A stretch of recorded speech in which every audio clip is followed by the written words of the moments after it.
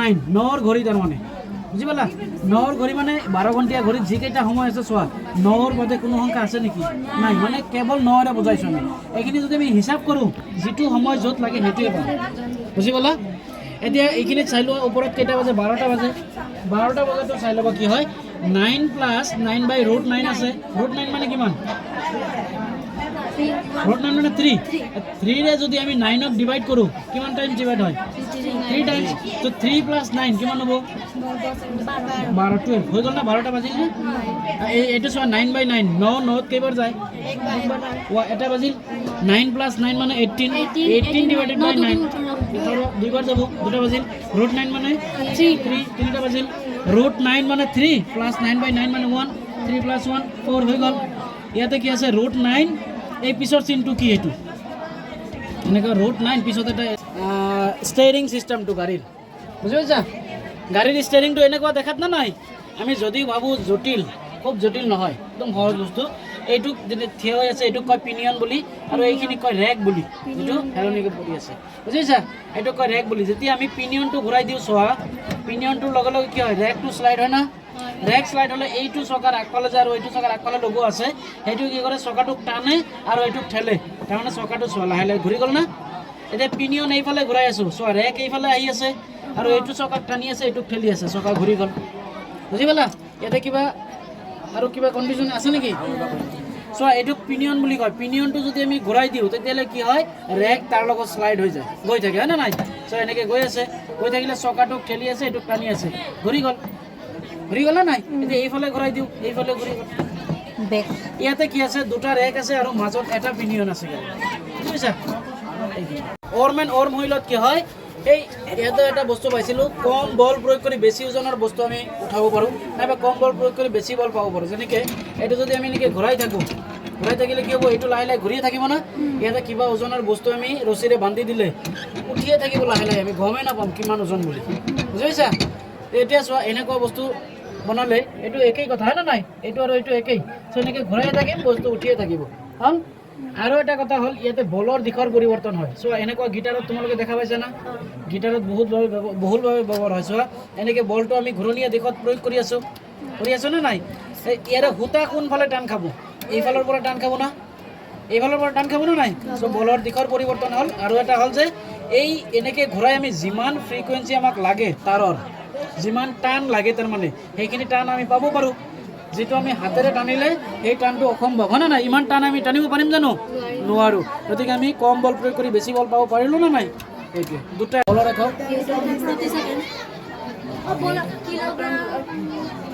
Metre প্ৰতি সেকেন্ডে বেগৰ নাইবা ধ্ৰুতি হয় না নাই বল ৰাখো কি নিউটন আচ্ছা ধৰি ললো আমি ইয়াতে কেইটা পুলি কেইটা আছে এটা হয় না নাই যদি আমাক এইটো টানিবলৈ 100 নিউটন বল লাগে এটা পুলি আছে ধৰি ললো আমাক 100 নিউটন বল লাগি আছে এটা ইয়াতে কেইটা পুলি আছে 4টা হয় না তেতিয়ালে ইয়াৰে কি লাগিব 4 ভাগৰ 1 ভাগ বল ইয়াতে লাগিব তাৰ মানে ইয়াতে কেৱল 25 নিউটন লাগিব ওজন কিন্তু দুইটাৰ একেই এটো টানিবলৈ 25 নিউটন লাগিব মানে 4 ভাগ হৈ যাব স্লাইডাৰ ক্ৰ্যাঙ্ক মেকানিজম এইটো আগৰ দিনৰ ট্ৰেইনবোৰত এনেকুৱাকে লগোৱা আছিল হয়না আগৰ দিনৰ ট্ৰেইনবোৰ কিহেৰে চলিছিল কয়লা মানে তাত কি দিয়া হৈছিল কয়লা কিহৰ কাৰণে দিয়া হৈছিল জানানে ইঞ্জিনৰ পানী দিয়া হৈছিল পানী ভাপ কৰিবলৈ হে কয়লা ব্যৱহাৰ কৰা হৈছিল তেতিয়ালে পানী তাত নিশ্চয় দিয়ে থাকিব লাগিব পানী ভাপ হৈ থাকিব হয়না নাই দিয়ে থাকিব লাগিব তাত কি হৈছিল এনেকুৱা স্টিম মানে ক্ৰ্যাঙ্ক মেকানিজম ব্যৱহাৰ কৰিছে এটো চাবাচোন ঘূৰাই দিলে কি হয় এই পিষ্টনটো এবাৰ ওপৰলৈ গৈ আছে এবাৰ তললৈ আহি আছে না নাই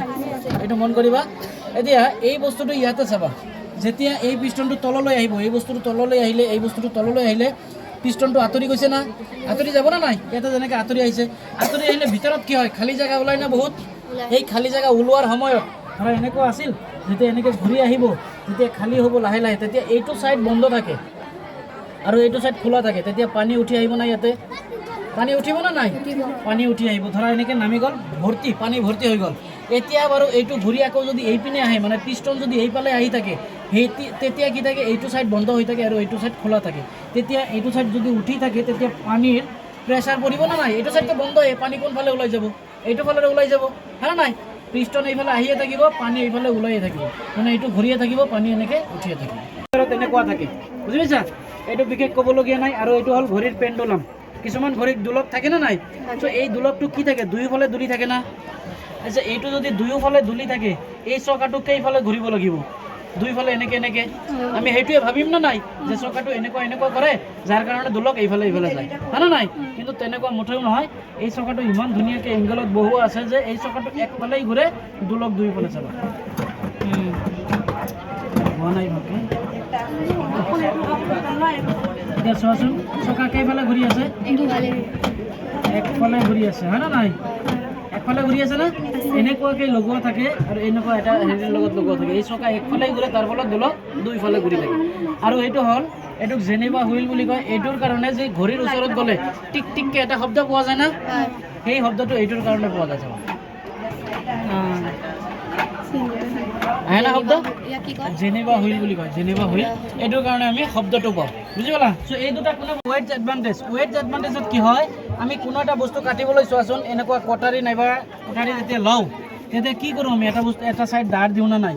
দাঁৰ দিয়া মানে কি বুজি পোৱা না? সেইটো ছাইডত জাগা কমোৱা, হয় না নাই? সেইটো ছাইড যদি ভোটা থাকে, সেইটো আমি সহজে কাটিব পাৰিম? নোৱাৰোঁ। যাৰ কাৰণে কি হয়, বস্তুখিনি চাবা, যেতিয়া বস্তুটো জোঙা হয় নাইবা জাগা কম থাকে, যিখিনি আমি বল দিওঁ, বলখিনি প্ৰয়োগ হোৱা জাগা কমি যায়। তাৰ ফলত সেই জাগাখিনিত কি হয়, চাপৰ পৰিমাণ বাঢ়ি যায়, চাপ বেছিকৈ পৰে, বুজি পালা? তেতিয়া সেই বস্তুটোৱে কি হয়, আৰামে কাটি যায়। এতিয়া কটাৰীটো যদি আমি উল্টাকৈ লওঁ, উল্টা পিঠিত কি থাকে? জাগা বেছি থাকে না। তেতিয়া সেই একেখিনি বল যদি আমি দি বস্তু এটাত কোবাই দিওঁ, তেতিয়াহ'লে কি হ'ব? সেই বলখিনি বহুত জেগাত পৰিল না নাই? তাৰ ফলত একক ক্ষেত্ৰফলত চাপৰ পৰিমাণ কমি যায়। তেতিয়া কি হয়, সেইখিনি বস্তু কাটি নাযায়। Spray machine works. স্প্ৰে মেচিনে কেনেকৈ কাম কৰে? স্প্ৰে মেচিনত কি দিয়া হয়? প্ৰথমে পানী, তাৰপিছত ঔষধ চৌষধ ভৰাই লওঁ না নাই?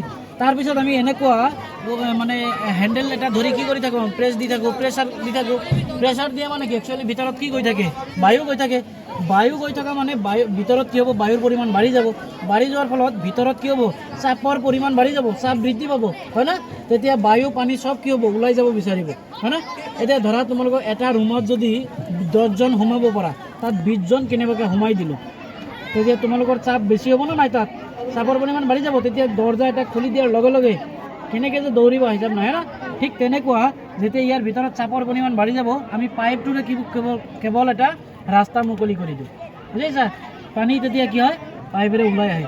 এই যিহেতু পাইপৰ মূৰটো আমি তলত দিওঁ, আচ্ছা, তলত দিয়াৰ কাৰণ কি? পানী তলত থাকে, হয় না নাই? সেইকাৰণে পাইপৰ মূৰটো আমি তলত দিছোঁ না নাই? সেইকাৰণে পানীয়ে ওলাই আহে, বুজিছা? ওপৰত দিলে কি হ'ব? অলপ পানী অহাৰ লগে লগে পানী যেতিয়া ঢুকি নাপাব, তেতিয়া বায়ুৱে ওলাই আহিব, তেতিয়া আমাৰ লাভ নহ'ব। সেইকাৰণে আমি তলত দিওঁ। যিমান প্ৰেছাৰ বেছি দিম, বায়ুৰ চাপ যিমান বেছি হ'ব, সিমান কি হ'ব? স্পীডেৰে পানী ওলাই আহিব, বুজি পালা? চ' এই দুটা যিবোৰ আমাৰ মোবাইলৰ নেটৱৰ্ক নাইবা টিভিৰ নেটৱৰ্ক, সেই নেটৱৰ্কবোৰ কেনেকৈ মানে চলাচল কৰে? আমি ভাবোঁ কি যে মই ফোন কৰিলোঁ, টাৱাৰত গুচি গ'ল, টাৱাৰৰ পৰা বেলেগত মোবাইলত গ'ল, হয় না নাই? তেনেকৈ ভাবোঁ না? তেনেকুৱা নহয়। চাবা, ইয়াতে ধৰি ল'লোঁ ইয়াৰে পৰা নেটৱৰ্ক ওলাই আছে, চাবা দেই।